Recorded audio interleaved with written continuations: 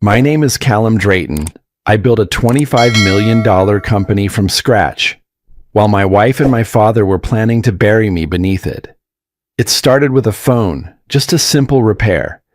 But when the technician showed me that screen, I realized the people I trusted most weren't just lying. They were waiting for the right moment to erase me. And the worst part? They almost did. But I didn't disappear. I fought back. And what I did next made them wish I had died quietly. It was late afternoon when I pulled into that narrow strip mall off North Central Expressway in Dallas. The sky hung low, gray, heavy, waiting to break open. I remember thinking how strange it felt to have this much silence after a day full of meetings. My father had called that morning, asking me to drop off his phone at a repair shop because it kept freezing. Nothing unusual, I thought. I'd done it before. The shop was small, tucked between a dry cleaner and a pawn shop. Fluorescent lights buzzed overhead, and the air smelled faintly of solder. A middle-aged Hispanic man looked up from behind the counter. His name tag read Reyes. "Evening," I said, setting the phone down. "It's for my father, Russell Drayton." He nodded, wiped his hands, and plugged the phone in. "Won't take long," he said quietly. But his fingers hesitated as the screen lit up. Something changed in his face. His posture stiffened. He leaned closer, his eyes narrowing as he scrolled. For a moment, I thought he was just confused by some software glitch. Then he exhaled sharply and looked at me. "Sir," he whispered, voice trembling. "Cancel every card you have and leave. Now." I blinked. "Excuse me?" He didn't answer right away. Instead, he turned the screen toward me. And just like that, my world narrowed to a few glowing lines of text. It was a message thread between my wife, Marlena, and my father. Her words burned through me. "Plan B will look like a heart attack.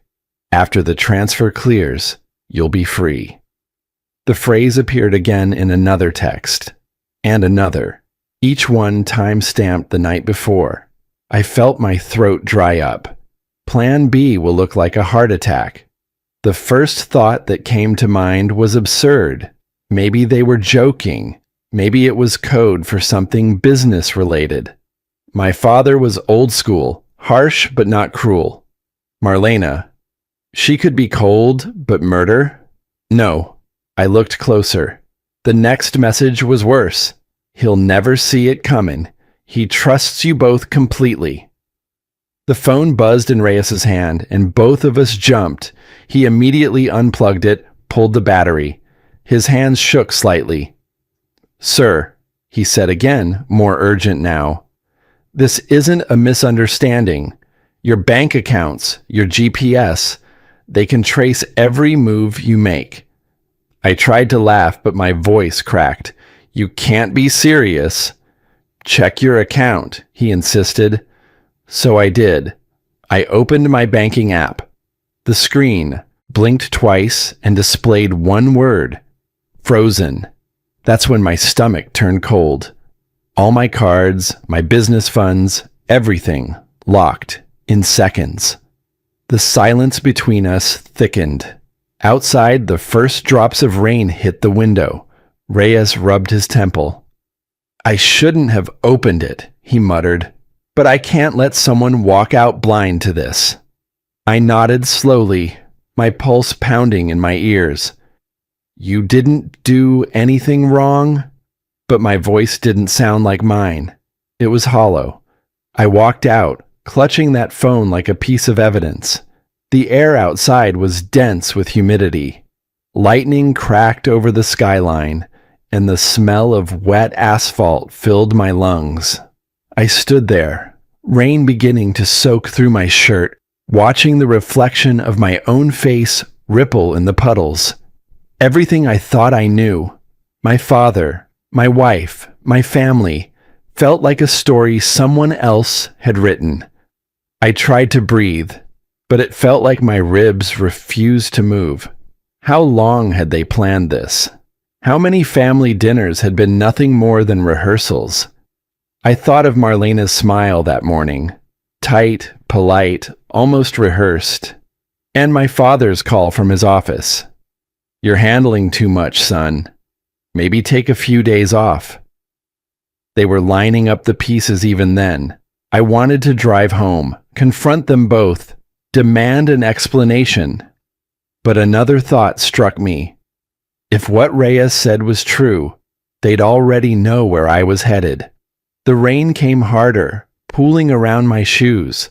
I looked down at the phone again, that glowing rectangle of betrayal, and whispered to no one. It wasn't paranoia. It was precision. I turned the phone off and slipped it into my jacket pocket. For a few seconds, I just stood there, breathing in the damp air, trying to decide whether to call the police, a lawyer, or just disappear. Thunder rolled overhead, deep and slow, like a warning drum. I walked toward my car, each step heavier than the last. The world felt smaller. Every street light, every passing car, suddenly suspicious. I opened the driver's door and sat behind the wheel. My hands hovered over the ignition. In that moment, I realized I wasn't repairing my father's phone. I was holding the evidence of my own murder. I started the car, but every route home suddenly felt like a trap. So I didn't go home, not right away. I drove to the nearest gas station 2 blocks from the gated community where we lived, left the car parked behind the building, and walked the last half mile in a slow drizzle, hood up, phone off, shoes soaked through. Halfway there, my phone buzzed once, even though I'd powered it down. I glanced. The screen was dark, dead. But a notification flashed anyway, just long enough to see it. "Your vehicle is in motion." My steps froze. I was on foot. The car I'd left parked was supposed to be still. I turned around, half expecting to see it rolling past the corner. Nothing. Just the sound of a distant train and rain tapping on mailboxes. I looked up and whispered, "They're already moving." I shoved the phone deep into my jacket and kept walking, cutting through the side entrance of the neighborhood. No security guard, no patrol, just a keypad and a wet palm pressing numbers I'd memorized years ago. I didn't go through the front door. I used the side gate, the one Marlena always left open for the pool guy. It felt safer somehow. More hidden. Less expected. The house glowed warm from the inside. Porch lights on. Kitchen light humming. Curtains slightly parted. From the outside, we looked like a perfectly normal couple wrapping up dinner and settling in for a show. But stepping inside, something in the air told me otherwise. The scent hit first, her perfume, the kind she only wore when she was dressing for someone, not me. I towed my shoes off quietly, letting the rainwater pool around the mat. The kitchen was spotless, but the silence was off. The fridge buzzed. Nothing else. No TV. No footsteps upstairs. Still, every hair on my arm stood like it was listening to something I couldn't hear. 2 wine glasses sat on the kitchen counter. Stemless, identical. Except one had a slight shimmer at the bottom, like chalk dust swirling in red. I picked it up, sniffed. Bitter. Not wine. Crushed pills. She'd set it out for me. I turned to the dining table. A manila folder lay open, papers spread out like a presentation. "Estate consolidation plan," the cover read in gold foil. I flipped through. Page after page.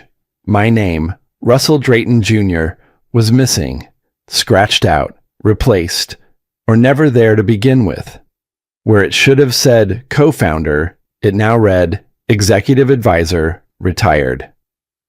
I'd been erased on paper before I was even out of the room. I heard the staircase creak behind me. I didn't turn. "Hey," Marlena said from the stairs. her voice smooth, tired but not surprised. She wore a silk robe, holding a glass of water like it was the most natural thing in the world. "You're home early." I turned slowly. "Yeah, traffic wasn't bad." I kept my tone even. My hands casually dipped into my jacket, pushing the phone deeper into the inner pocket. She walked down a few more steps. "You look pale." "Long day?" "Long enough." I forced a breath out through my nose. "Just tired, I guess." Her eyes scanned me, not lovingly, strategically, measuring, like someone watching a pot to see if it might boil over. "I was about to shower," she said, as if nothing was wrong. "Want something to eat?"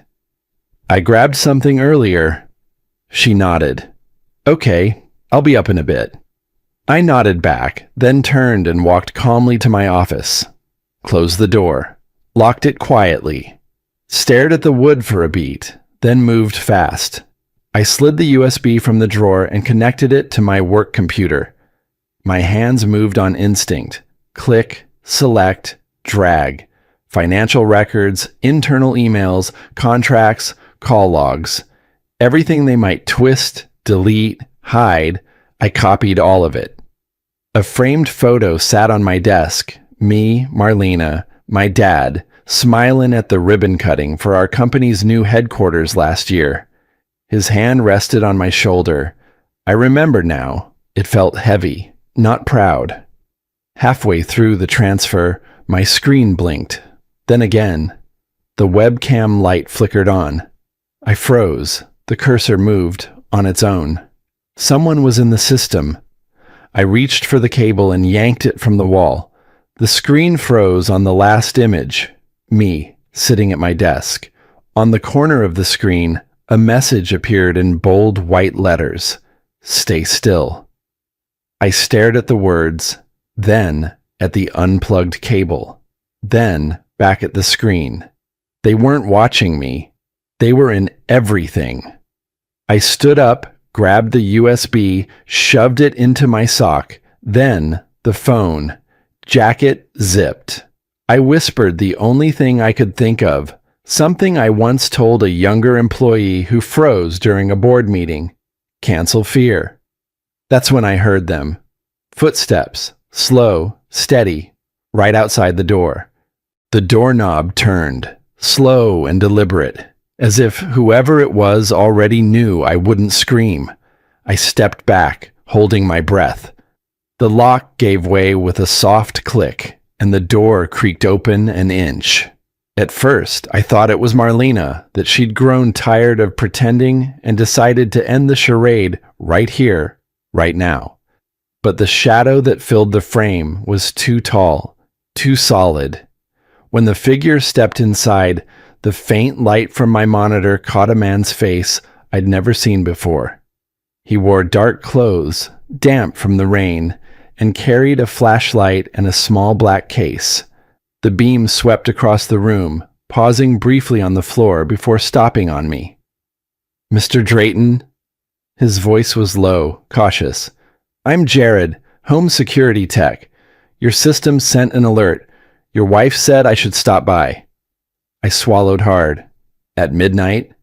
He gave a quick, polite smile that didn't reach his eyes. "She said it was urgent. Sensor in the west hallway." Outside, thunder rolled again, followed by a flicker of the backyard floodlight through the blinds. It made the shadows in the room twitch and stretch.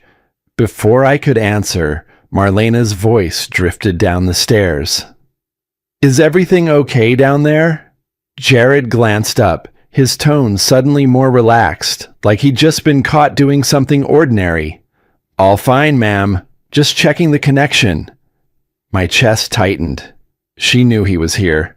The air between us thickened. I looked at his hands, gloved, spotless, too careful for a man who supposedly handled wiring all day. Then I noticed the faint red mark on his wrist, half hidden by the cuff. It was a tattoo, clean lines forming the insignia of Drayton Protective Services, my father's private security firm. He caught me looking and quickly pulled his sleeve down. "Coffee?" I asked, forcing my tone to stay even. He blinked, caught off guard. Sure." I walked toward the kitchen, keeping him in my peripheral vision. Every movement I made felt choreographed, meant to look calm while my pulse hammered against my ribs. I poured 2 mugs, handed him one, and quietly slid the USB drive into my pocket, along with my father's phone. He watched the motion. His gaze lingered on my coat pocket a beat too long. "You must work late," I said. He shrugged. "Depends who's calling." "Your boss must trust you." That faint smirk again. "Only with certain jobs." He took a sip of coffee, then set the mug down without drinking. His gloves never left his hands. "Mind if I take a look at the panel in your office?" "Go ahead." He turned, flashlight cutting through the hallway. The beam brushed across family photos on the wall. Me as a kid beside my father, smiling like we had the same blood in our veins instead of oil and water. When Jared knelt near the wall, he accidentally dropped his flashlight. It rolled toward me, the beam spinning across the carpet. The black case he carried tipped, open, just enough for me to see what was inside. Not tools, a small vial, a syringe. My breath caught in my throat. I looked up. His eyes were already on me. We didn't move for several seconds. The rain outside sounded louder, like it was closing in. Then Marlena's voice came again, closer now. "Is he still there?" Jared's jaw tightened. He lowered his tone to a whisper. "She said you'd make this easy." Something inside me snapped. I grabbed the nearest thing, the coffee mug, and threw it at his face. The liquid hit his cheek, steaming against the glove as he shouted and stumbled backward. I bolted toward the back door, slipping once on the tile before shoving it open. Cold air hit me like a slap. The rain poured hard now, soaking my shirt within seconds. Behind me, Jared's voice echoed through the kitchen. "You don't understand. This isn't about money." I didn't stop to find out what it was about. I sprinted barefoot across the patio, the stones slick beneath my feet. The night was all motion and noise, rain, thunder, and the pounding of my heart. I reached the hedge line, crouched low, trying to breathe quietly. My hands shook as I clutched the USB and the phone. The world spun in fragments, light, shadow, betrayal. "My father's hands built my first company," I whispered to myself. Now those same hands had signed my death warrant. A pair of headlights appeared through the curtain of rain, slowing as they approached my driveway. The car door opened with a mechanical groan. A man stepped out, holding an umbrella. Even from across the yard, I recognized the stance, the deliberate way he moved. My father. He stood there calmly, scanning the house as if nothing were wrong. Then he looked straight in my direction and smiled, warm, confident, patient, like a man who'd already won. My father didn't come to save me. He came to finish the job. I ran before he could call my name. My legs moved faster than my thoughts, faster than the panic building in my chest. The rain blurred the world around me, and my bare feet tore through gravel, wet grass, and rusted fencing as if I didn't feel a thing. But I did feel something, just not in my body. I felt it in the pit of my stomach, that quiet, pulsing ache of betrayal, of knowing someone who once taught me how to ride a bike could now be the one quietly preparing my grave. I kept running, through back alleys, down empty roads slick with oil and rain, cutting across a construction yard until I found myself under a half-collapsed chain-link gate. I ducked beneath it, breath ragged, and stumbled into a forgotten part of the city where warehouses slept like old ghosts along the Trinity River. One of the buildings had a back entrance cracked open, hanging crooked on rusted hinges. No signs, no lights, just the deep hum of silence inside. I pushed through and let the darkness swallow me. My clothes clung to my skin like regret. I leaned against a steel beam, panting, the phone and USB drive still clenched in my grip. My hands were trembling. My breath came out in bursts. I didn't feel my feet anymore, only the sound of each exhale, counting every lie I'd ever believed. In that suffocating stillness, a memory came back. My father's voice, firm, timeless. 1 year ago, standing in his office telling me, "Family is legacy. You protect it, or you're nothing." Back then, I thought it meant unity, loyalty, blood that binds. Now I knew better. It meant control, power, silence. I was always the soft one, the youngest, the one they left out of the room during real decisions. They said I was too idealistic, too emotional. Marlena used to touch my cheek and say I had a gentle heart, like it was a flaw she'd tolerated.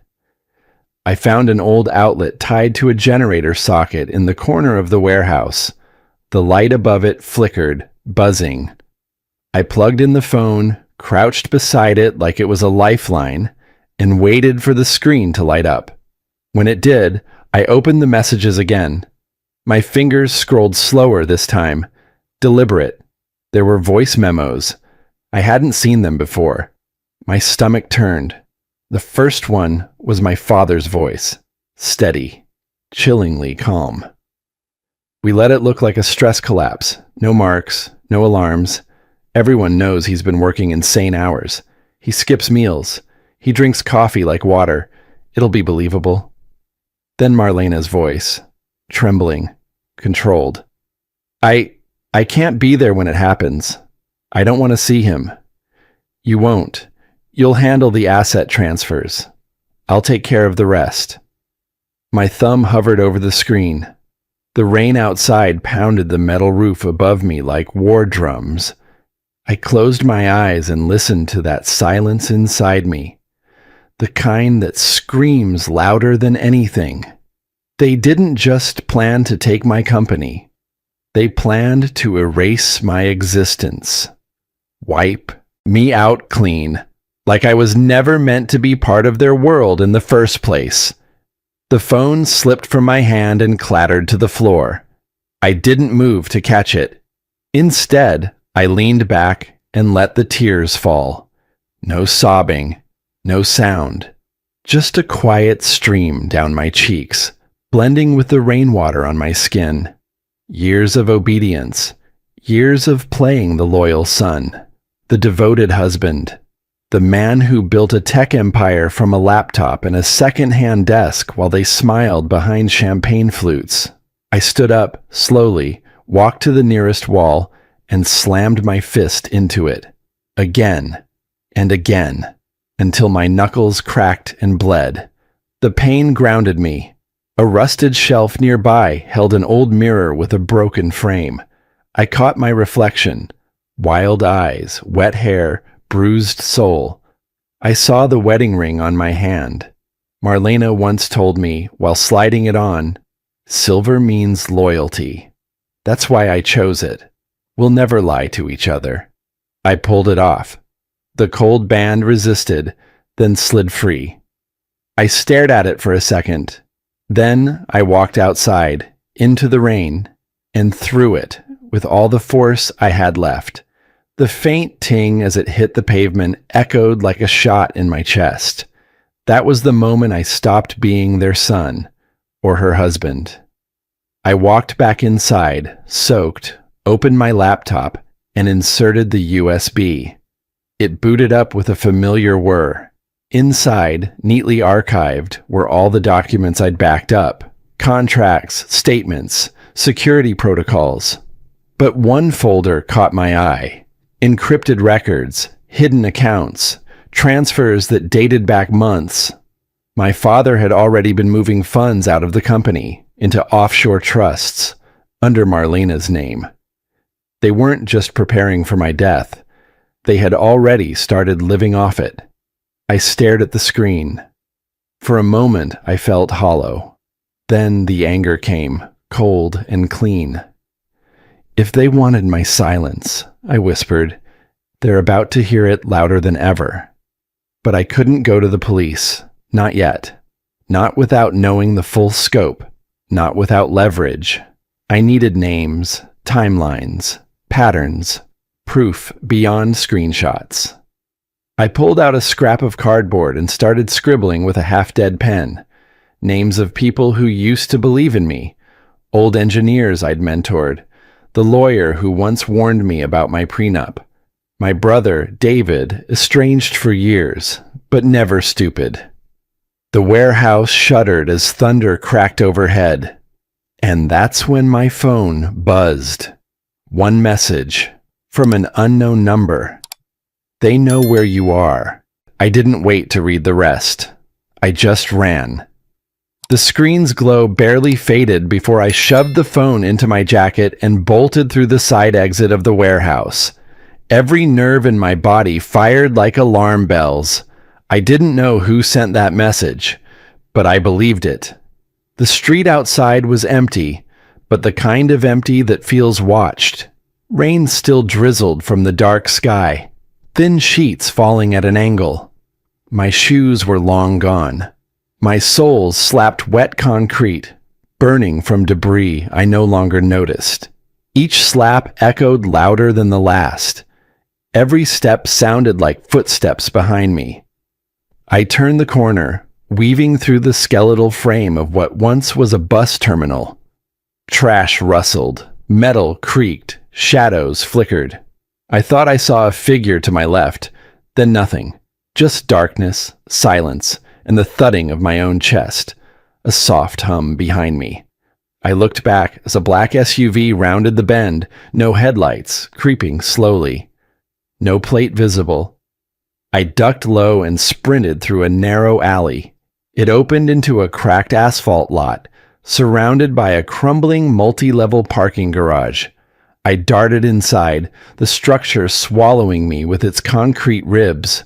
I climbed the ramp, fast and quiet, heart racing. A rusted vending machine gave me cover on the second floor. I crouched low, rain dripping from the roof's broken edges. The phone buzzed again. I flinched. My thumb hesitated, but I checked it. We don't want to hurt you. We just want what's ours. Attached was a photo of me, taken from across the street, from minutes ago, in the warehouse. I stared at it, the color draining from my face. They were tracking me, not by my phone. I'd turned off GPS hours ago. I dug through my jacket pocket and felt the cold metal of my smartwatch. My father had given it to me last Christmas, said it was to keep me healthy. I ripped it off, smashed it underfoot, tossed the shattered pieces down into the street. The SUV slowed beneath the structure, its engine idle, waiting. I slid behind a support beam and forced myself to breathe slower. Think. Don't panic. They knew every habit I had, even how I ran. My own life was their playbook. My father didn't need guns. He had people. Marlena had information. I was the prize they knew better than I knew myself. I stayed there for maybe 5 minutes, maybe 20. Time got slippery. A phrase floated back to me, something my mentor, Olivia Trent, told me during a legal battle 5 years ago. They can track your moves, not your mind. I pulled out the USB and jogged down to the street level. A small diner nearby was just closing. The lights flickered as the cook flipped the closed sign, but their Wi-Fi was still on. I huddled behind a row of newspaper dispensers and connected through a secured VPN. Logged into a private server I hadn't touched since before I sold my first patent. Back when I still thought loyalty came before leverage, I started uploading everything. Every file, every voice memo, every transfer document I'd recovered. If they wanted war, I whispered. I'd start it with the truth. The bar of progress inched forward. I kept my head down. No sirens, no shouts, just the soft crackle of electricity and my breath fogging in the air. Then the phone rang. Blocked number. I hesitated. Let it ring once, twice. Then answered. Callum? The voice was female. Familiar. It's June. Don't speak. Just listen. June Emerson. My former CFO. My father fired her last year without explanation. I hadn't spoken to her since. I know what they're doing, she said. I've seen the paperwork. Marlena was made proxy owner of the parent account 6 months ago. They've been bleeding funds ever since. I glanced behind me. The SUV was gone, or hiding. Where are you? Meet me by sunrise, she said. Elm and Carpenter. Use no credit. Bring nothing they can trace. Why now? I asked. Her voice cracked slightly. Because I should have warned you sooner. The line went dead. I didn't trust easily anymore. But her voice, it didn't sound rehearsed. It sounded scared. I started walking, slow at first, past the diner, toward the orange glow of city lights bleeding through the mist. Every streetlight flickered like it might die next. I didn't feel hope. What I felt was exhaustion that finally found direction. And then my foot struck something small, metallic. I looked down. A crushed silver ring glinted on the wet sidewalk. Bent, scratched, but familiar. I bent down and picked it up. Marlena's ring. She once said silver meant loyalty. That was her word, her charm. I stared at it in my hand, then whispered to the night. Loyalty's just a story we tell to sleep at night. I let it fall back to the street and walked on. When I reached the rendezvous point, June wasn't alone, and the man beside her was someone I never thought I'd see again. It was my brother, Samuel, the one who disappeared 10 years ago. I stood in the doorway of the diner like the wind had punched through me. The rain had let up, but my clothes clung to me, soaked and heavy, and suddenly I felt weightless in the worst way. My throat locked up. My knees, they nearly buckled. June glanced between us, her voice low but urgent. You two have a lot to catch up on. Samuel didn't move. He just sat at the back booth, hands wrapped around a coffee cup like it was something sacred. His hair was longer than I remembered, peppered with gray now.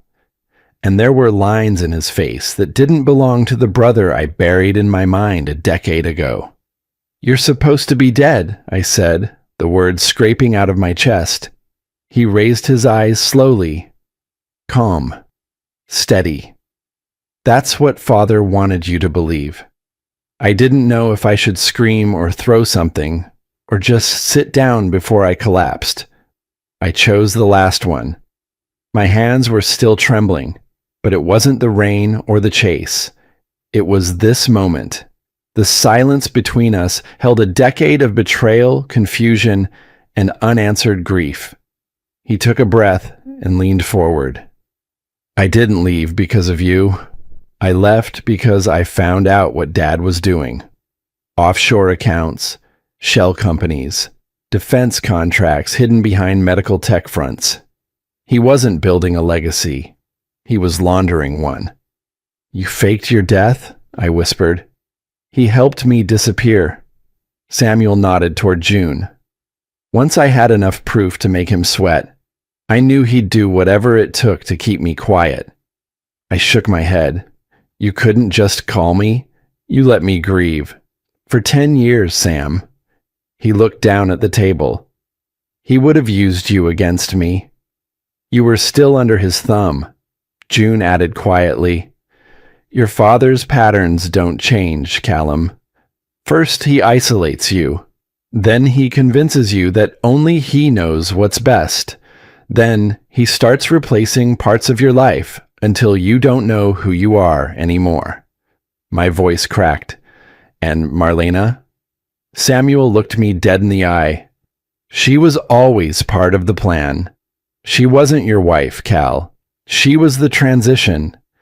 Once you proved your worth, she was going to help take it. My chest tightened. The silence in the room didn't feel empty. It felt loud. Loud with all the words I never got to say at Samuel's funeral. Loud with everything I gave up just to be seen. You left me there with him, I said through clenched teeth. I built that company with blood and years, thinking maybe if I did enough, I'd finally matter. He didn't flinch. You always mattered. That's why he wanted to control you. Those words landed harder than any punch I'd taken, because deep down, some part of me still wanted my father's approval, even now, after knowing he signed off on killing me. We sat like that for a minute. No one moved. The waitress refilled a coffee pot and glanced our way, but knew better than to interrupt. Then June opened her bag and slid a folder across the table. These are copies of everything we have. Email trails, signed authorizations, encrypted audio logs. You were being set up months ago. I flipped through it slowly. Names I recognized. Fund transfers disguised as consulting payments. And there, at the bottom of one page, Marlena's signature next to an ownership clause I never signed. Samuel leaned in. He's not just after your company, Cal. He's been securing private defense bids through shadow partnerships. If he succeeds, this won't just be about you. He'll own something no civilian should. It stopped being about revenge in that moment. It became something else, something bigger. June pulled out a small drive. This contains audio of your father instructing Marlena how to handle the transition. He never says kill, but it's clear enough for someone in law enforcement. I looked up. We go to the feds? Samuel shook his head. He has people in the system. You go through the front door and the evidence disappears. Or you do. So then what? We bait him, Samuel said simply. Publicly. Force him to act. Make the lie unsustainable. I let out a breath. It felt like stepping into another life. Then Samuel reached into his coat pocket and slid something across the table. It clinked softly against the wood. A silver ring, identical to the one I threw into the gutter. You lost yours, he said. I kept mine. It reminded me that not all loyalty is fake. I stared at it. It was scratched, weathered, but real. I picked it up. Not to wear it. Not yet. But to hold on to something that wasn't soaked in lies. I met his eyes. Okay, we do this together. And that's when June's phone lit up. One new message. They know you're together. The message had barely finished lighting up June's screen when the world split open. The diner windows exploded inward before any of us could react. The blast was fast, brutal, a wave of heat and sound that tore the air apart. I didn't have time to think, only move. I hit the floor hard, my shoulder slamming into the tile. Plates shattered above us. My ears rang with a high-pitched whine, like silence had been stretched too thin and snapped. I reached out, fingers groping through smoke, and caught June's arm, yanking her behind the counter. Samuel was already crawling toward the back. His voice was raw, panicked. They found us! Move! Flames curled up from where the booths had been. The neon signs flickered wildly, sputtering like they were suffocating. Smoke wrapped the room in a suffocating gray shroud.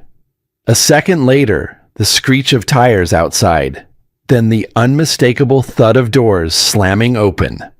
Two men, tall, masked, armed, stepped into the chaos.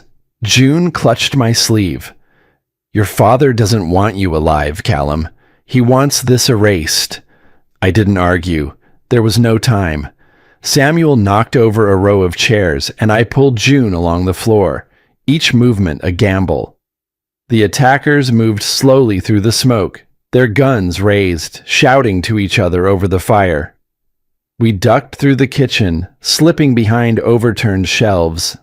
I saw a maintenance door near the back, half open, rusted hinges screaming as the wind pushed it.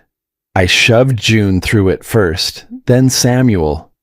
"Go," I hissed. "I'll buy you time." June tried to protest, but I was already moving the other way. My hand closed around a broken pipe, still hot from the blast. I crouched beside the sink, yanked the emergency release valve on the fire suppression system. A burst of steam erupted, clouding the air even more. I could hear one of the men coming closer. His steps were cautious, deliberate. I held my breath. When he came into view, I didn't hesitate. I swung the pipe with everything I had. It collided with a dull crack. He dropped. The other one turned and ran as the sound of sirens wailed in the distance. The smoke danced with the red-blue light now flickering through the broken glass. I stood there, breathing hard, watching him disappear into the rising dawn. Outside, I stumbled toward the SUV, half hoping to find something, anything. The passenger door was ajar. A phone sat on the seat, screen still lit, mid-call. I picked it up. "Son," the voice came through, low, steady, almost amused. "You've made this difficult." My jaw clenched. I said nothing. "You know, difficult men die slower. It's the price of pride." I could see his reflection in that moment, standing somewhere far away, sipping something expensive, thinking he was untouchable. I finally spoke. "I'm not your son anymore. I'm the result of your mistake. And I'm not afraid of you." He chuckled, a dry, bone-deep sound. Still just a boy with a temper. I ended the call. Let silence speak for me. Minutes later, fire trucks roared into view. I ducked behind a dumpster and met up with Samuel and June in the alley behind the diner. We didn't speak at first. We were covered in ash and glass, our lungs aching from smoke. June's laptop was gone, melted in the blast, but Samuel still had the physical files tucked under his coat. "We can't run anymore," I said. My voice wasn't loud, but it didn't shake. Samuel met my eyes. "Then we don't." We pushed into the tree line just beyond the edge of the lot, disappearing into the woods while the firefighters battled what was left behind us. We walked in silence for a while. The world smelled like damp earth and gasoline. I glanced down at my hand, and there it was, the ring. The silver one Samuel had given me hours earlier, now blackened with soot and dirt. I rubbed it clean against my shirt and slid it back onto my finger. "This time," I said, almost to myself, "I wear it for me." The sun was just starting to rise, pale light stretching over the treetops, and with it came clarity. By the time the sun rose, I knew exactly where to find him, and how to end this. The drive to North Dallas was quiet, but not peaceful. The roads were empty, washed clean from the night's rain, and the sky above the treetops was turning gold with the weight of coming closure. I turned into the long private road I hadn't seen in years. The gravel under my tires sounded the same as when I was a boy riding in the back seat, too afraid to speak without permission. The gate was open. No security this time, just the wind rustling the oaks and a silence that felt too deliberate. As the mansion came into view, something inside me paused. There it was, the Drayton estate. Grand, clean, towering. A place that once made me proud. A place that raised me, fed me, broke me. Tonight, it was going to bury its maker.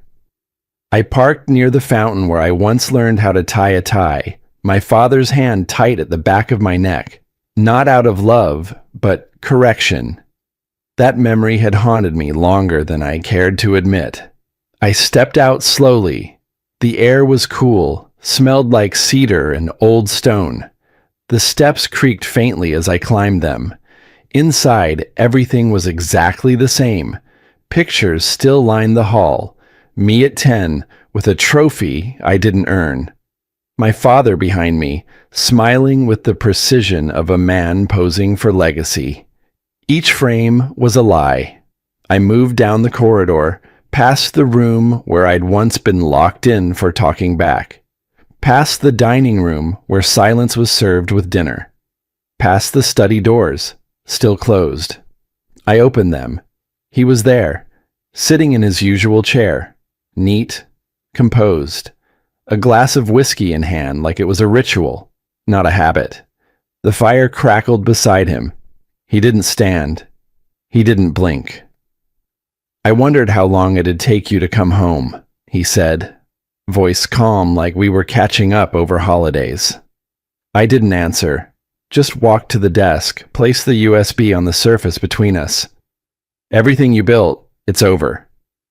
He sipped the whiskey, not a tremble, not a flicker. "You think some files will undo me?" he said, chuckling. "I am this company. I am this family."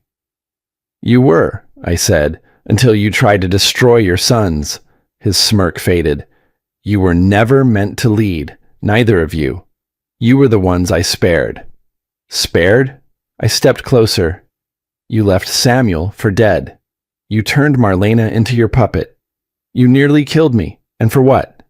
Power? Control?" He leaned back. "Sacrifice builds legacy. Real men make hard choices." "No," I said, my voice even. "Sacrifice builds graves, and you dug enough of them." He was still speaking, still justifying, but I didn't need more. Because every word he said, every breath he took, was being transmitted, live, through the mic stitched inside my coat collar. June was on the other end, streaming to a federal server. Samuel had pre-cleared it. We knew this moment would come. And when he leaned in and muttered, "I made people disappear before. I'll do it again," I gave the smallest smile. "Thanks, Dad. That's all we needed." That's when the first siren broke through the walls. Faint at first, then closer, clearer. He rose, finally losing the calm. "You ungrateful parasite," he barked, lunging toward me. But I didn't move. I just stepped to the side, letting him stumble past, knocking the glass from his desk. It shattered near the fireplace. A splash of amber hit the flames. And that was enough. The fire jumped, roared, caught the corner of the rug, then the curtains. He spun, wide-eyed. I backed away slowly. As he tried to smother the spreading flames with a throw blanket, I looked at my hand. The ring, silver, tarnished, solid, glinted in the growing light. I pulled it off, laid it gently on the desk, beside the scattered files and the empty glass. "Loyalty ends here," I whispered. I didn't run. I walked. Through the same hallway I used to tiptoe in as a child. Down the stairs I'd once fallen down during a tantrum I wasn't allowed to have. Past the portraits of men who built legacies by erasing everything soft and true. Outside, the air was cooler. Samuel and June stood near the car. Smoke was already curling from the mansion's roof. Samuel looked at me. "Is it done?" I nodded. "It's over. But it'll never be clean." We got into the car without another word. As we pulled away, the flames rose behind us. Not out of vengeance, but something heavier, like freedom. The sirens faded behind us, but one sound stayed. The echo of my father's voice, whispering through the flames. "Even when you win, some ghosts refuse to die." 6 months later, I sat on a weathered park bench in Austin, just above Lady Bird Lake, watching sunlight dance on the water. The cicadas had started up early. their buzz settling into the cracks of silence I hadn't yet filled. It was late afternoon, warm and still, the kind of Texas autumn that held on to summer a little too long. They called it an electrical fire. The official reports wrapped everything in clean, convenient lies. The mansion was gone, reduced to ash and memory. My father's empire was now a legal case in motion, wrapped in headlines like Drayton Holdings under federal seizure and Heir exposes decades of corporate fraud. I didn't read the articles. What was the point? I'd walked away from all of it. Or more truthfully, I'd buried the part of me that ever wanted to go back. Now I ran a modest little consultancy tucked between a bike shop and a vegan bakery. No glass towers, no boardrooms with panoramic views. Just a desk, a few good clients, and June in the next office. A woman who once believed in numbers more than people, but now believed in both equally. Samuel stayed in Mexico. He said it felt like breathing again. I didn't ask questions. And me? I lived like the man I once promised myself I'd never become. Quiet, detached, cautious. But there was peace and simplicity, even if it came at a cost. When people ask how I survived, I said out loud, though no one was around, I tell them I didn't. The man who built that fortune, he died the night he saw what his family really was. A jogger passed by, earbuds in, not even a glance my way. Good. That's how I preferred it now. Invisible. I turned my attention back to the lake. Families were out, kids feeding ducks, couples walking hand in hand, someone playing acoustic guitar off in the distance. It was the kind of life I never noticed before. Not really. Not when I was chasing deals and building an empire brick by brick on top of my own exhaustion. For the first time in decades, I didn't want to win. I just wanted to breathe. I reached into my coat pocket and pulled out the small wooden box. The latch clicked softly as I opened it. Inside, nestled in black velvet, was the silver ring. Samuel's, mine, ours. It was still slightly warped from the heat, a faint bend along the edge, like the fire tried to erase it but couldn't quite finish the job. I stared at it for a long time. Not as a token of loyalty, that word had long since lost its meaning, but as a reminder of what was lost, of what was learned. I stood and walked to the edge of the dock, held the ring between my fingers, felt its weight. Then I let it go. It fell with the smallest splash, barely a ripple, but the water knew. It widened gently, then disappeared. Just like him. My phone buzzed. Samuel's name flashed across the screen. I answered with a simple, "Hey." His voice was steady. "You ever regret walking away?" I paused, watching the lake settle. "Every day," I said, "but I'd regret staying even more." He didn't say anything, neither did I. And for the first time, the silence didn't feel like absence. It felt like peace.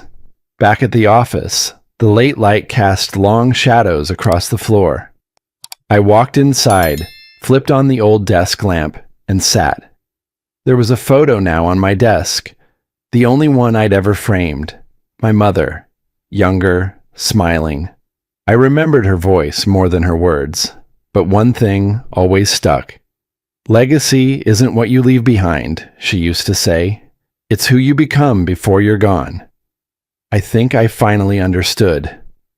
A soft knock at the door broke the stillness. June peeked in. "You ready for the meeting?" I nodded, closed my laptop. No more hiding. We walked out together. Not as partners in survival, but as something stronger, something rebuilt from ash. As the sun dipped below the Texas skyline, I realized I didn't destroy my father's legacy. I rebuilt mine,